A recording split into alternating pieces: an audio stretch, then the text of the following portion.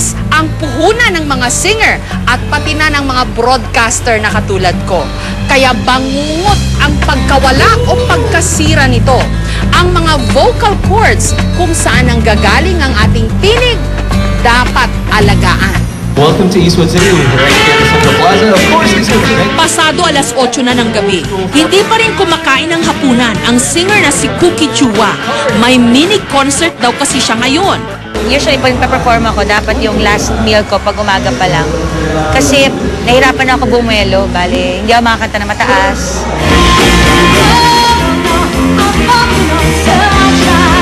Pagdating sa entablado, todo bigay si Cookie.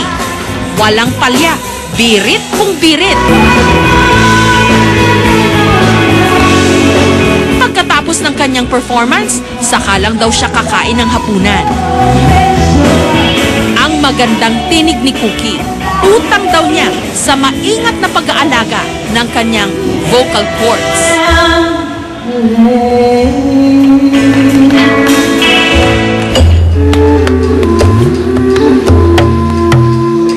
Si Father Tony, hindi siya professional singer, pero bilang pare, kumakanta rin daw siya tuwing may misa.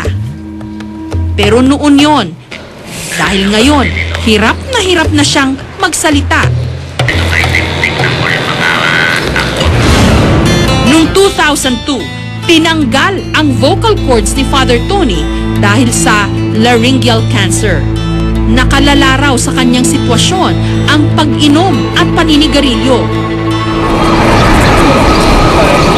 Ngayon, gumagamit na lang si Father Tony ng electrolarynx para itong vocal cords na lumilikha ng vibration para maski pa paano magkaroon siya ng boses. Nahirapan ako kahit gusto kong palakasin yung boses ko, parang hindi lumalabas kasi almost na ako noon.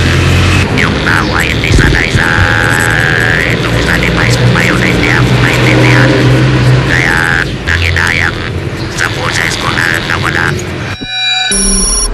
Nanggagaling ang boses natin sa vocal cords. Sumasara ito sa tuwing nagsasalita o kumakanta tayo. Bumubukas naman kapag tayo'y humihinga. Lumilikha ito ng vibration na siyang nagiging tinig natin. Higit sa lahat, ito ang bahagi ng katawan na pinaka-iniingatan ng mga awit.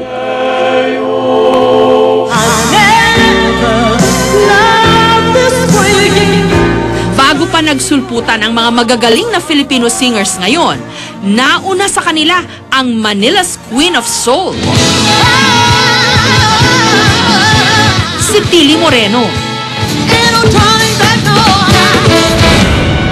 Sumikat si Tilly noong 1970s dahil sa kanyang hits. Saan ako nagkamali? Makalipas ang mahigit 2 dekada, natagpuan namin siya sa Chicago, sa Amerika. Maraming Pilipino. Maraming Pilipino dito sa Chicago. Yeah, it makes one feel very comfortable also. Pero napansin namin, paus na si Tilly. Nagkaroon daw kasi siya ng acid reflux, kung saan umaakyat ang asido mula sa kanyang tiyan hanggang sa lalamunan. Aminado siya, nasobrahan daw kasi siya sa mga pagkain at bisyo na masama sa kanyang boses. Dahil dito, permanente nang namalat ang boses ni Tilly. You know, at first, talagang galit ako bakit ganito, hindi ko mano. But you know, I found that pag kumakanta ako, wala naman. Saan ako nagkamali? Bakit ako ngayon'y sawi? Hindi naman na-apekto. It's just my speaking voice ng ganito. Ang komedyanteng si Beverly Salviejo, ipinagmamalaki niya ang kanyang mala-opera na boses. Pero minsan daw, dumugo ang kanyang lalamunan, hindi dahil sa pagkanta, kundi dahil sa isang eksena sa pelikula. One point yata sa shooting, sigaw ako ng sigaw, nasugat yung aking throat. 1 year akong hindi nakakanta ng mataas na kanta. And you know, iniyak ko yun. Mapalad daw si Beverly at maayos pa ang kalagayan ng kanyang vocal cords.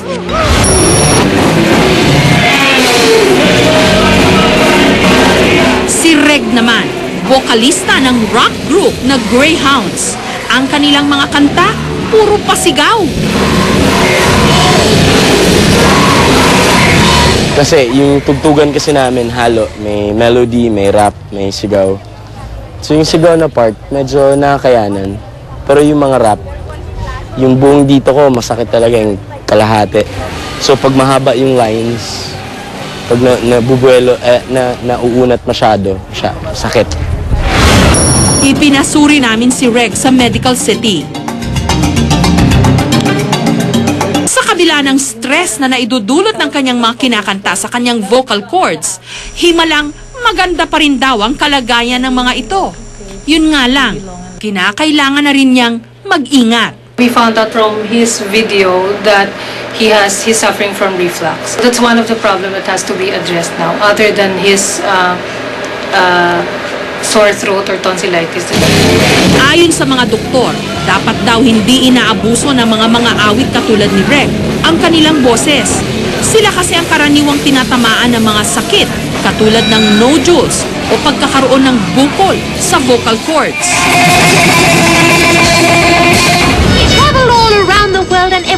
Tulad ng nangyari sa sikat na singer na si Julie Andrews, inoperahan noong 1997 dahil sa mga tumubong nodule sa kanyang vocal cords. Na-damage ang kanyang mga vocal cords at hindi nakakanta ng kung ilang taon. Mabuti na lang at gumaling ang mga ito at muling naririnig ang kanyang ginintuang boses. Heart of gold the way I do. Ang pop star na si Justin Timberlake, pinagbawalan ding kumanta at magsalita ng malakas ng ilang buwan matapos tanggalan ng nodules noong 2005.